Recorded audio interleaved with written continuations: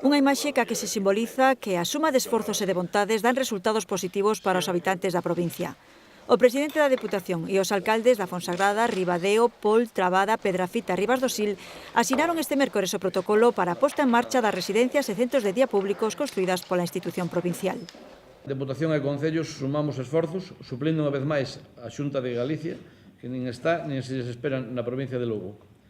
Como sempre defendín, e como alcalde que son, respetando a autonomía local e municipal, cumprindo a legalidade, os concellos decidiron o modelo de xestión dos seus centros de maiores e o sistema de acceso ás prazas, recollendo todo isto no protocolo que hoxe asinamos.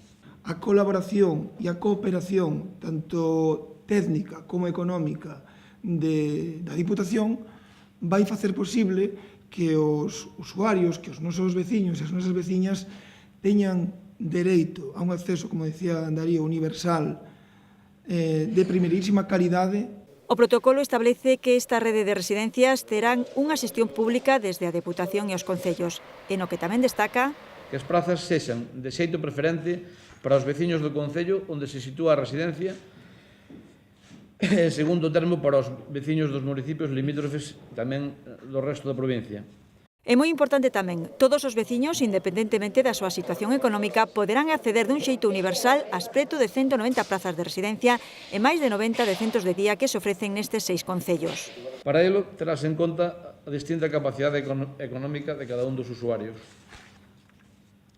A Deputación financiará ata un máximo de 600 euros por praza. Se esta cantidade é insuficiente, a Deputación comprométese a aportar a diferencia nos concellos de menos de 5.000 habitantes. Estas prazas teñen, ademais, importantes vantaxes con respecto ás que ofrece a Xunta de Galicia. Os veciños non terán que esperar tanto tempo pola súa praza, pois non entrarán nunha bolsa autonómica agardando meses e meses por esa praza. Os veciños terán praza no seu propio concello ou nun limítrofe, non tendo que abandonar o seu entorno habitual. Estes alcaldes valoran especialmente o esforzo feito polo Goberno da Deputación para a construción das residencias e a súa posta en funcionamento con este sistema de xestión. Iso é apostar polo rural. É apostar polo rural porque no rural de Galicia non tiñamos, os meus veciños non pensaban ter unha residencia pública en Pedrafita. Hoxe teñen unha residencia pública. A súa posta en funcionamento, cobre a pensión que cobre o veciño, está garantizada.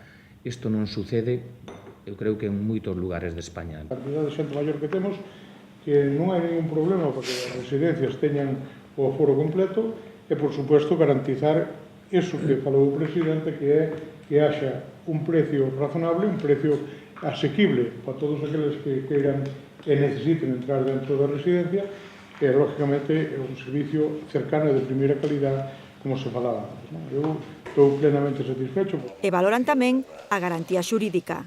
Todos os alcaldes que estamos aquí, polo feito de darnos a posibilidade de participar, de que se reuniran os técnicos dos nosos concellos e de ter pois unha garantía e unha seguridade de que o estamos facendo conforme a lei, pois creemos que é a